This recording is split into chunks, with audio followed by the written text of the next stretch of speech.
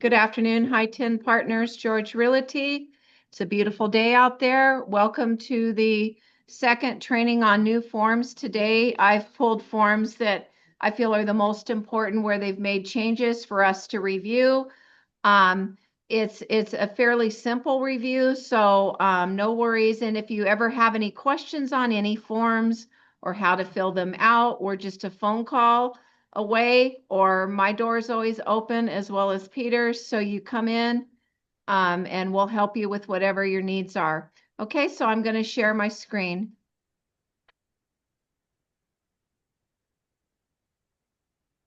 Okay, so we're going to start out with the changes to the RPA. I didn't want to put all pages in because I'm only highlighting the ones where they've actually made a change. So it's not too much. Here they just added on the compensation, the buyer's broker, seller agrees to pay buyer's broker. Here under the buyer and seller advisory, they added a checkbox for probate, which is great because it'll remind you if you're in a probate, or they've added another other in case you have other things to attach as an advisory. These are pretty simple changes. On the home hardening disclosure and defensible space disclosure, I will not go into, there are major changes on that form. We have a lunch and learn scheduled next Wednesday at 1. I would highly recommend that all of you either attend in person for lunch or come in via Zoom. There are changes on that form that are many, and we're going to have John Wax from Snap NHD explain the form to you. So please come into that training for home fire hardening and defensible space disclosure. We have a training on that, okay? That's next Wednesday at 1 o'clock. That is his specialty, so we're going to let him train us on that, including myself. So here down at the compensation, they have added some verbiage that the amount of compensation will be based on the final purchase price. So that's a good addition here. And then buyer is advised that the buyer's broker should not receive compensation from any other source in excess of the amount on the buyer representation agreement. So they're pretty strict about that. So if you put 2.5 on that buyer rep, regardless of who's paying you, you only get a maximum of 2.5, okay? So we can't ask for more when that's what's on the buyer rep agreement. And we do not have to submit the buyer broker compensation agreement with the offer. However, you need to have that handy because they can ask, the listing agent can ask you for verification. So make sure that you do have it. The latest that you can have that signed is when you're submitting the offer. Those dates, that date on your buyer broker compensation agreement should not be dated after your purchase agreement, okay? So make sure that you're not missing out on presenting it at the right time. Of course, you'd be talking to your buyer ahead of that anyway. Another comment about the if I have BRBC, you don't have to present the whole out BRBC Right.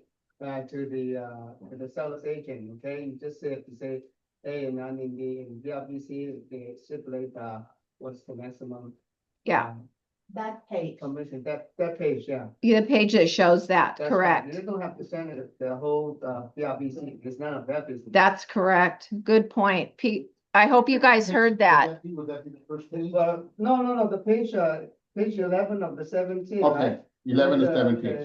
The focus and the. I'll pull it up at the end and we'll look at the page. Got it, okay. So Okay, Can I ask you something before we go any further? Isn't it 2.5 is the basic going for the broker's agreement? it depends. It could be 3%. It could, okay. yeah, it just depends. Because I have heard so many 2.5. What have you seen it come in? I've seen it coming in 2.5-ish, somewhere in there. However, you can put 3 if it's on your Okay. broker agreement. Just make sure for the compensation agreement it matches. Now, you may get a counter, which is perfectly legitimate. If the seller wants to counter you, they can do that as well on the percentage.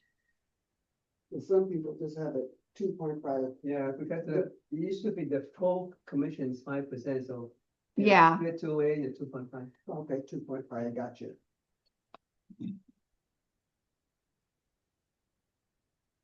Okay, so here in the broker compensation, they're really hitting some changes on this. It says that buyer's obligation to pay buyer's broker is offset by any amount that the seller pays. So no double dipping, you know. So you get your percentage that's on that agreement and that's it. Then if they pay the whole percentage on your agreement, then the buyer does not owe you anything further.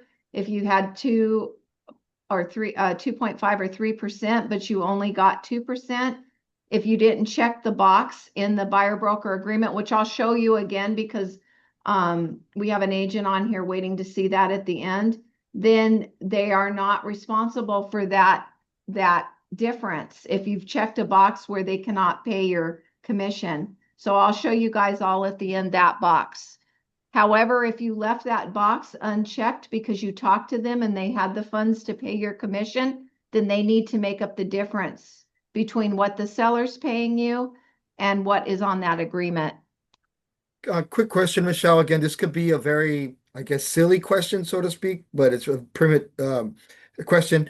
When you ask for a percentage, let's say 2.5, and you're representing the buyer, where would that come from? Would it come from like the buyer's down payment?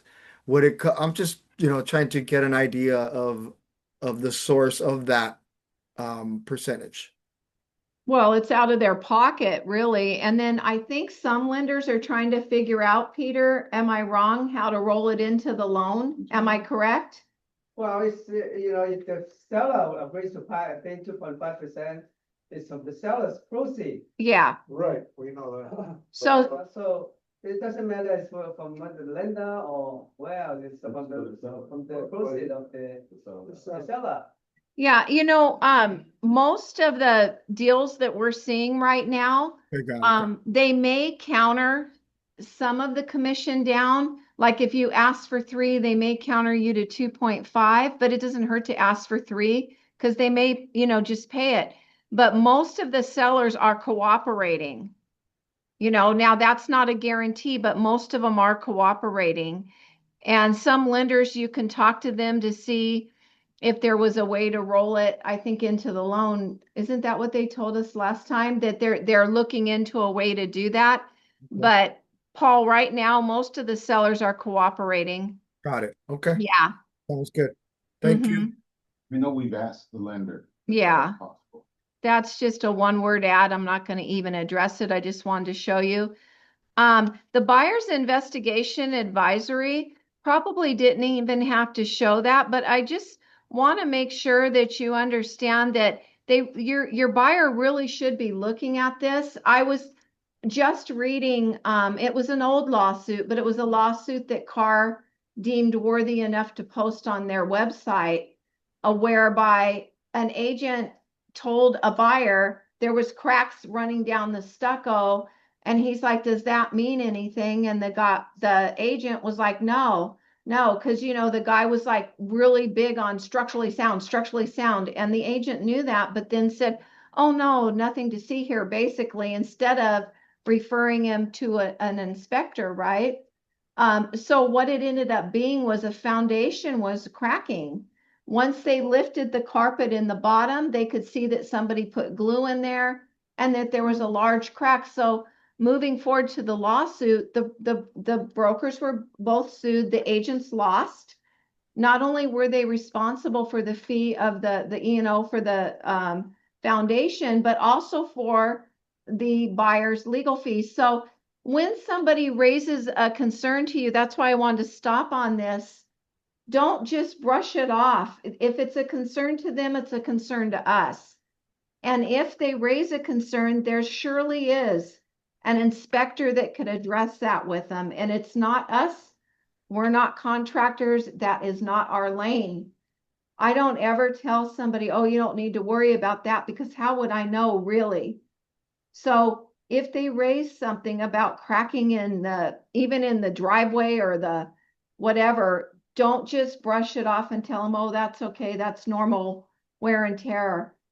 Have them tell them to get it inspected, okay? So I like this form because it goes over some of the things that they can inspect for, okay? And including the added insurance, and they've added L&M, which is solar power systems, and if there's connectivity to utilities, sewer, internet. So that's really important. Possible representation of more than one buyer or seller. They've made quite a few changes on this. They want to make sure that they're addressing that we do handle multiple buyers and sellers within the brokerage. This is a very important form. It's not one we ever want to waive. Somebody just asked me that. No, we never want to waive this. It's extremely important. There is something down here that I want to point out because I do get questions on this, and the acknowledgement and consent sections. Offers are not necessarily confidential. The buyer is advised that the seller or the listing agent may disclose the existence of terms or conditions of the buyer's offers to other interested buyers and the agents, unless all parties and their agent have signed a written confidentiality agreement, an NDA, do agree to this. So I get questions on that. Hey, can I disclose, the price? What I would normally say, it's at full ask or above, because your job as a listing agent is to try to get the best for the seller. I probably wouldn't, although you can say an amount, but for me, I would say, to be in the game, it's at full ask or above. I would say it like that. But this clause tells you that you can disclose, terms and conditions. Now, unless a seller, writes something to you and tells you don't do it, then of course you don't do it, okay? And it goes into a lot of the dual agency. We all know that if Michelle represents the listing side and Jimmy represents the buyer side, we are a dual agent, okay? Because it's two people from the same brokerage, or it could be Michelle representing the buyer and the seller, and I am a dual agent, okay? And we have fiduciary to both sides. We can't disclose confidential information from either party's side when we're dual agencing, like what is their motivation to sell, what is their financial condition, things like that you wouldn't disclose, okay? So possible representation, almost the whole form changed. Yeah. It's went into more of the dual agency in a transaction. It defined them a lot better here, because I think that, they call it a single agent dual agency, which is if I represented both, or brokerage dual agency if it was two from the same brokerage. So they're defining it a lot sharper. Yeah, there'd be more. Yeah. More detail now, not just dual agencies, not just one person, but it's also two people. Interesting. And it goes into, some, like what not to disclose, like their financial position, why. A lot of times when you're representing a seller, you'll get questions like, why are they moving? How soon do they need to move? Those could maybe be indicative of somebody's in a hurry. It could affect their price. So those are discussions that we want to avoid. We want to protect our seller, okay? Buyer's inspection waiver.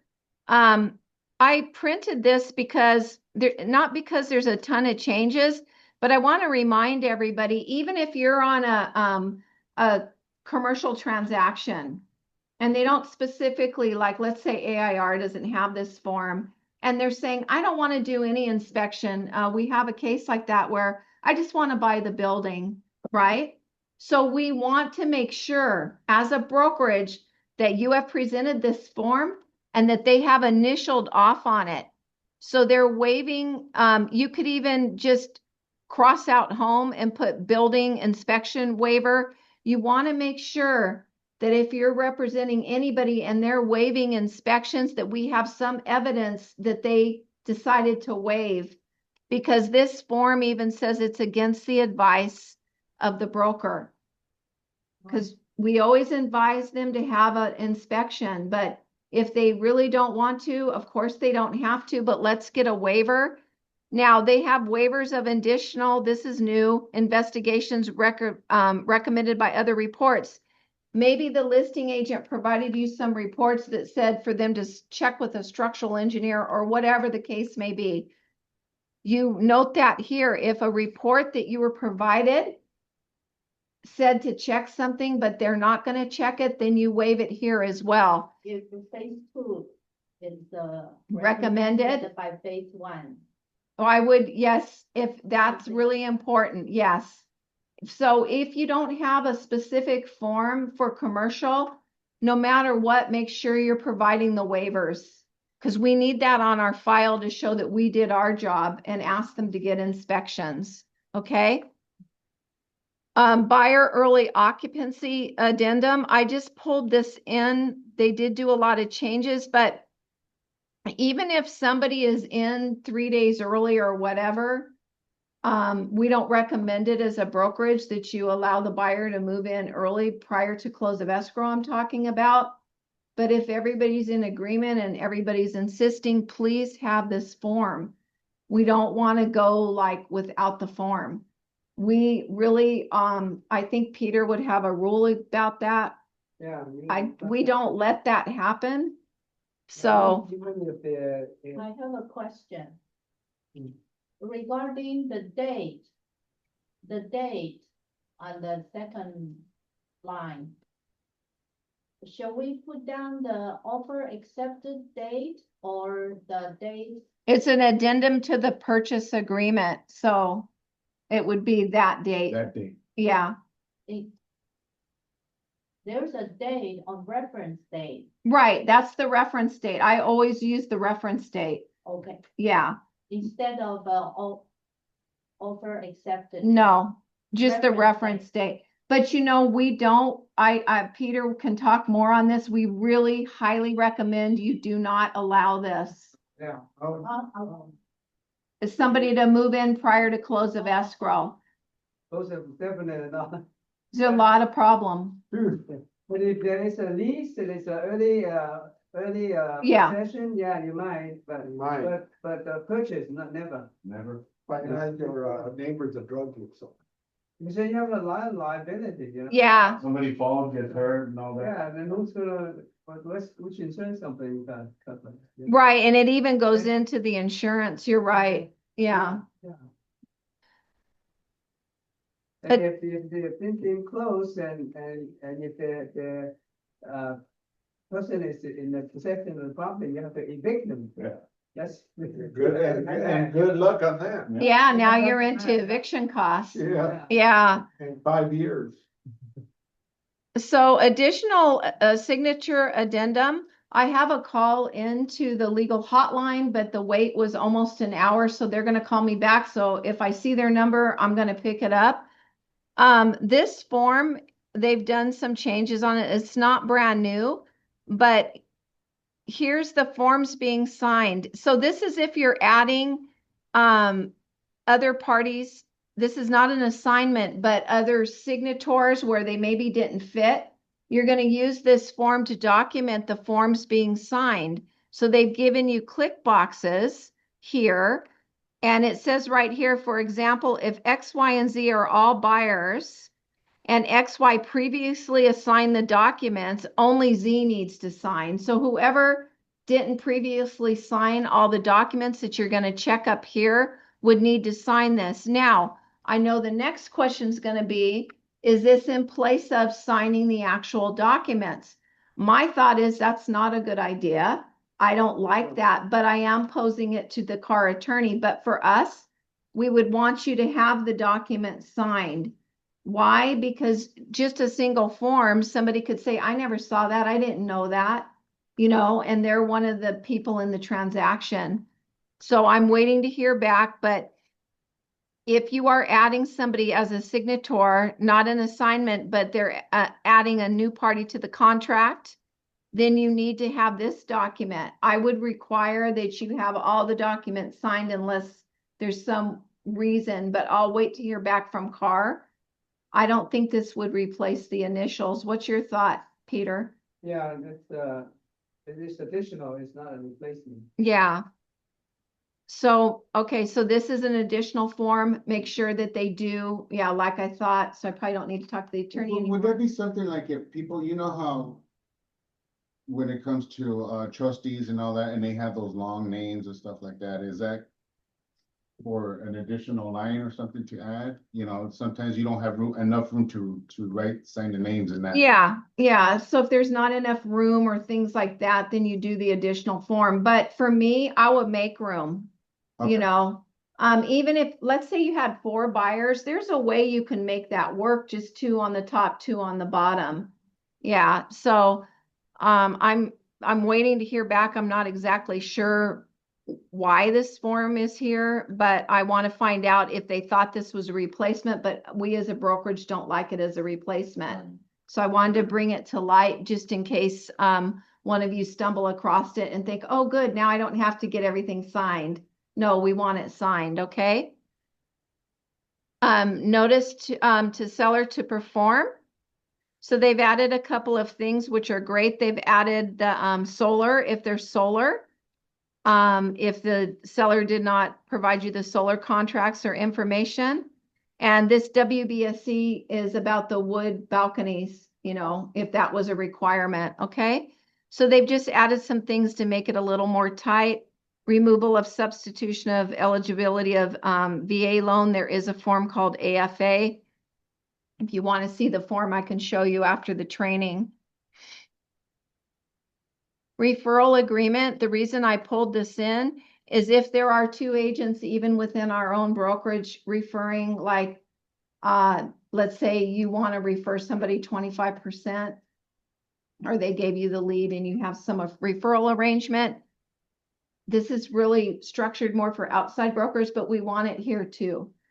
We want to know what your arrangement is, so when you go to collect the check, there's no disagreement, okay? So referral fee agreement, this form is good for outside broker. If you're referring to an outside broker, they're referring to you, but also internally, if you're referring to somebody, please fill the form out so that we have it on record. And Peter will be signing at the bottom. This way, there's no disagreements on what your percentage is, okay? And the agents will acknowledge here that they received this, okay? Short sell addendum, they just given a lot of information on what a short sell is. I will be frank with you, I have never sold a short sell, but in the event you do, make sure that you do provide this CAR form and go over it and read it, okay?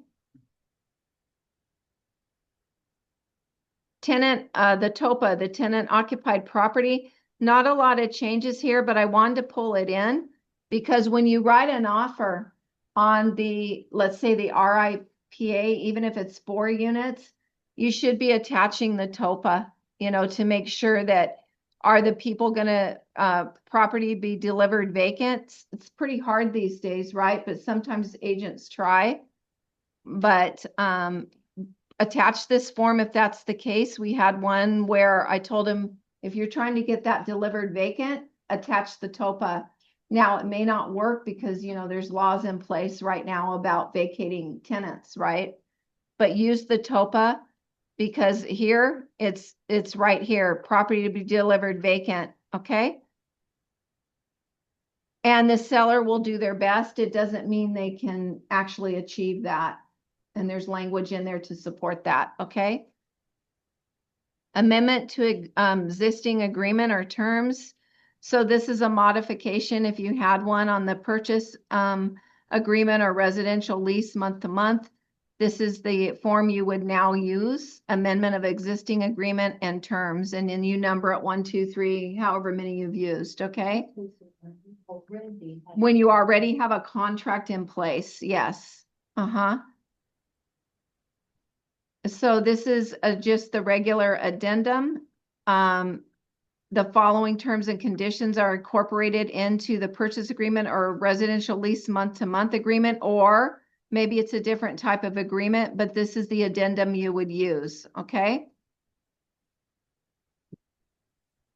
This I just put in here. I think we went over it maybe last week. But I had an agent asking me because the seller needed to stay in the property. I think it was less than 5 days after close. So I told her, use the seller in possession advisory because it advises your, everybody involved on some things to look out for. There may be, damage or creating tenancy under California laws. It's a plethora of information. So if they're even staying in for 3 days, let's provide this to our client so that they can review it and sign it. If you know that ahead of time, if the listing agent tells you that, give your client this form right away, because you see down here, everybody acknowledges and signs it. I just think it's a really good form, even if it's 3 days, because of insurance, right? Yeah. Things like that. But it is over a month. Correct? Yeah. 29 days, you should have a formal, Yes. leasing agreement. Yeah.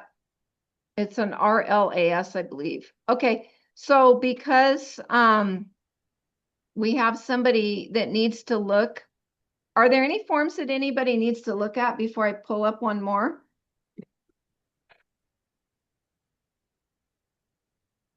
Okay.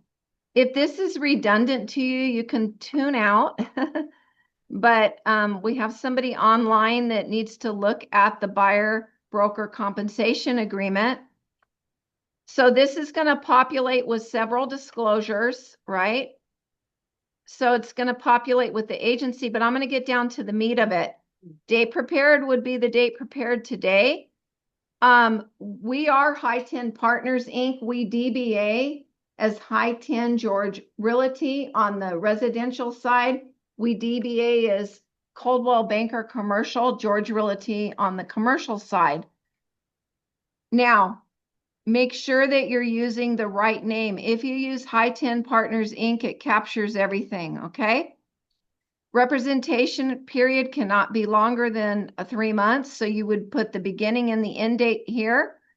Property type, it defaults to single family residential. If you check this box, you're excluding that, and that includes condominiums and manufactured homes. Anything that you're going to be showing here, you check. Okay, location, I'm just going really fast because we went over this a lot. I like to use counties. I like county better than city. I like to say Los Angeles County, Orange County, whatever you're showing in, because it's open to everything. Additional preference of the buyer. You don't need to fill this out, but if you want to, they have provided a form. You should be interviewing them and seeing what type of property they're looking for. D is properties excluded from the representation, meaning these folks are on contract perhaps with another agent. So those are the question you need to ask before you put, somebody on your list of sending properties. Are you working with another agent? Are you on a representation agreement? Amount of compensation goes here. You click that and put the amount in. The continued right to payment for broker-involved properties. I like to put 90 days, the length of the agreement, because if you worked with them, you want to make sure you're paid.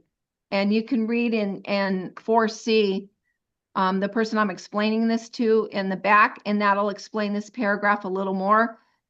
Cancellation rights.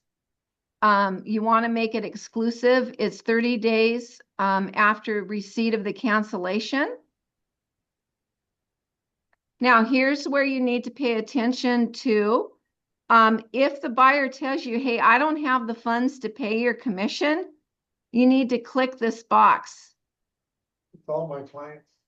So if they really, truly do not have the funds, you need to click this box. And what that reads in this paragraph is you're going to do your best to get it from the seller, okay?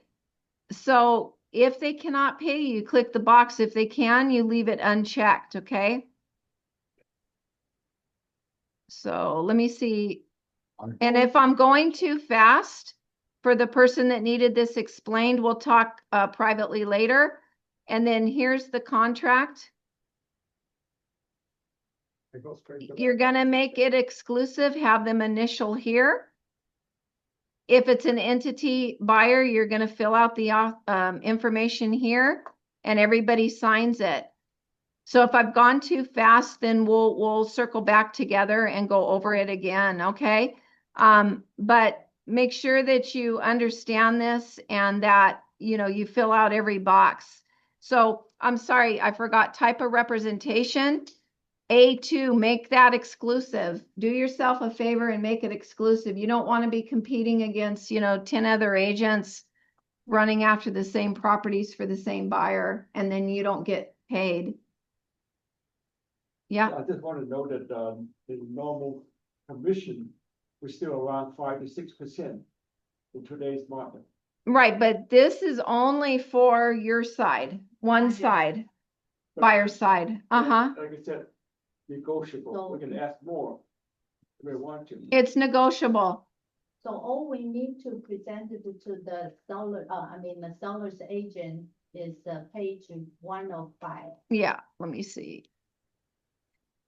Yeah, Because it says the percentage of the commission. yeah. And then it's gonna populate with these other disclosures. Make sure you get those signed as well. But again, make sure you're going exclusive on these. You want to be paid for your time. Okay. Any questions on that? From the person that needed them or anybody else? And remember, if you exceed 3 months, this agreement is void. Okay, so don't exceed 3 months on it, because then you don't even have an agreement. Are there any other questions? Because this is a quick one again this week. What do you have them sign if it expires? What is it? What's the form? Just renew it. renew it, yeah, Amend the existing. Yeah. Agreement. Remember earlier, there's a form Amendment, okay. yeah. Yeah, the form, you can amend the existing agreement. If it was somebody that I didn't know real well, I may make them re-sign or something, another agreement, but that's up to you. It depends on, your relationships. Is there any questions from Zoom? I'm going to stop the share if not.